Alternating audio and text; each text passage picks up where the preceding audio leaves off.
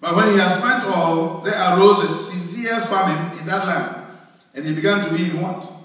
Then he went and joined himself to a citizen of that country, and he sent him into his fields to feed swine. You see what is happening? Somebody who was living with his parents and doing well. Now he's broke. Now he has to feed pigs. And he would gladly have filled his stomach with the pots that the swine ate. And no one gave him anything. Hunger is his portion now. The Bible says, when he came to himself, hallelujah. Amen. We are getting to that repentance stage now. When he came to what? Himself.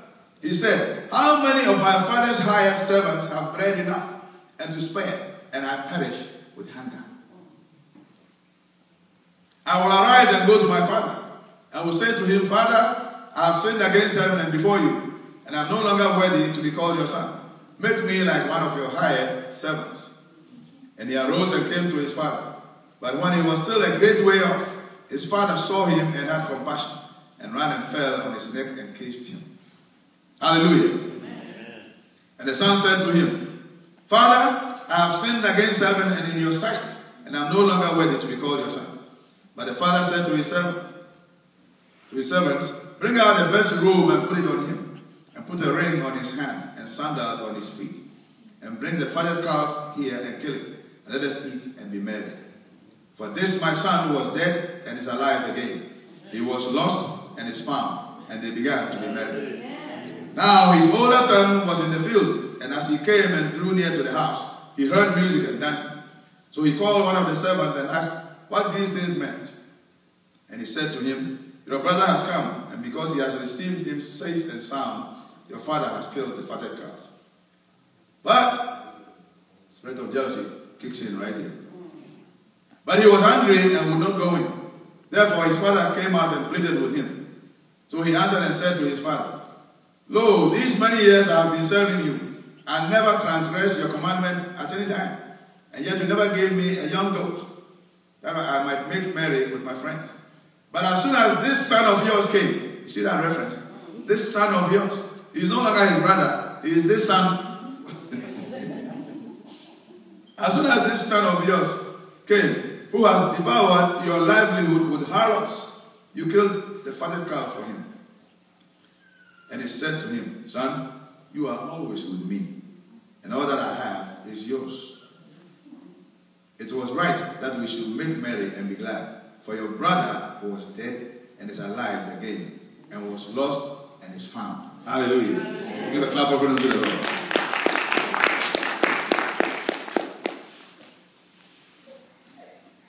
What steps did the prodigal son take? Hallelujah. Bible says when he came to himself, he came to his senses.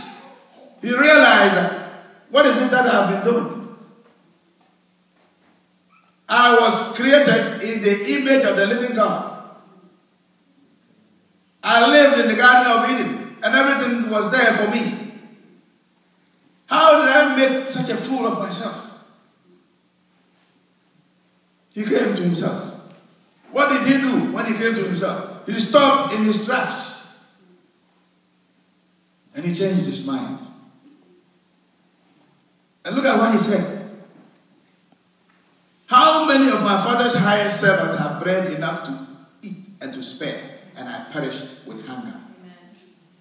This guy realized that it is better to be a laborer in heaven than to be a CEO in hell. Yes. You didn't hear it? Yes.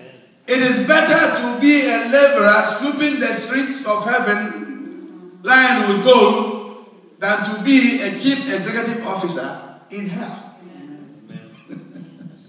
Give a clap of applause to the Lord. I would rather be a laborer in heaven than be a chief executive officer in hell that is burning with fire. He came to himself. So he changed his mind. What else did he do? He changed directions.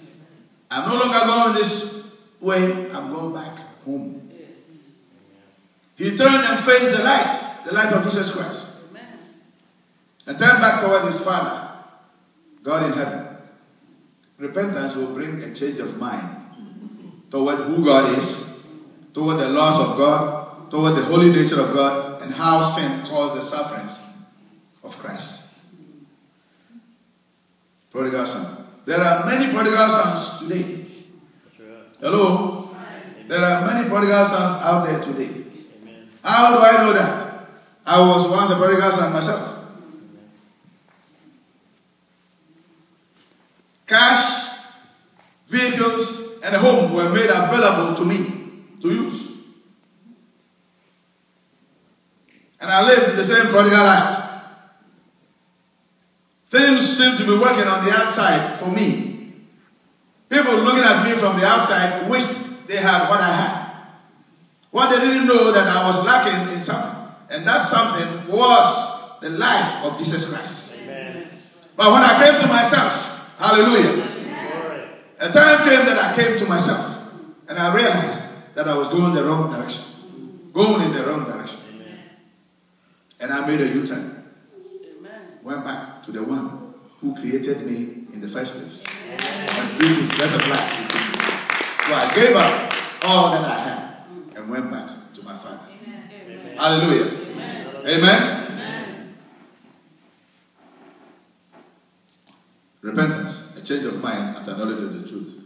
But there's also a false form of repentance.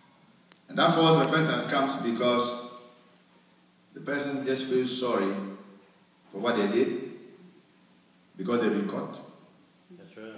And they're afraid of the punishment. Mm-hmm. This type of repentance is not like that. This is the true repentance. Repentance is the message of the kingdom. John the Baptist said, repent, for the kingdom of heaven is at hand. Jesus says, repent, for the kingdom of heaven is at hand. Repentance is the message of the kingdom. Whenever you go to minister to people who don't know the Lord, repentance is the key word.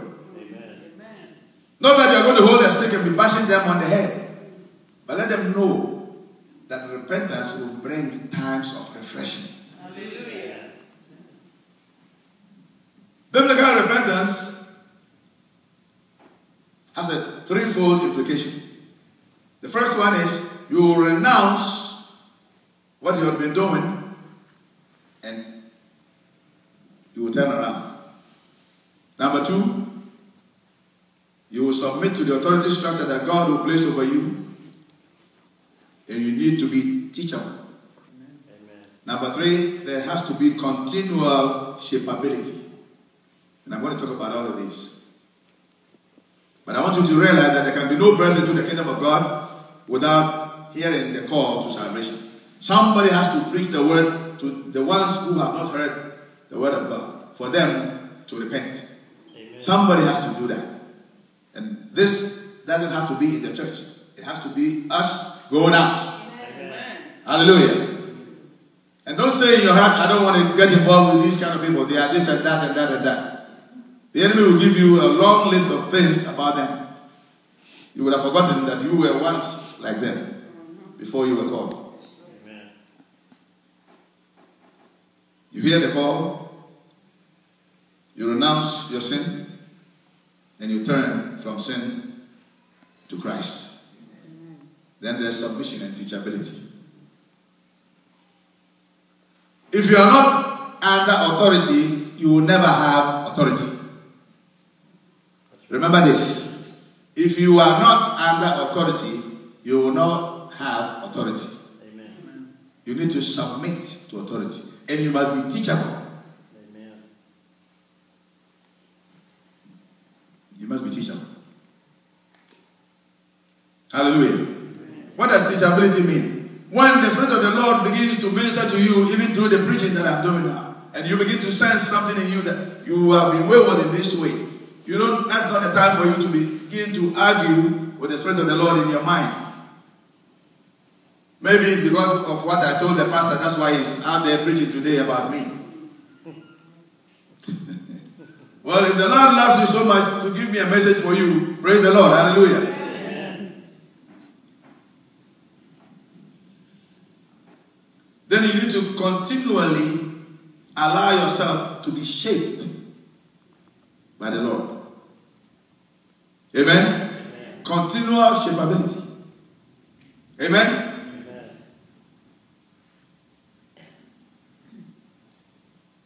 Well, this authority figure over me, he's too, whatever. He doesn't love me. Bible says in Revelation 3:19, as many as I love, I rebuke and chasten. Therefore, be zealous and repent. Hallelujah. Amen. Hallelujah. Amen. If you want to grow in the things of the Lord, these are the only three you need. Repentance, submission and teachability, and continual shapeability. Amen. This morning we're talking about all the abilities and abilities. Amen.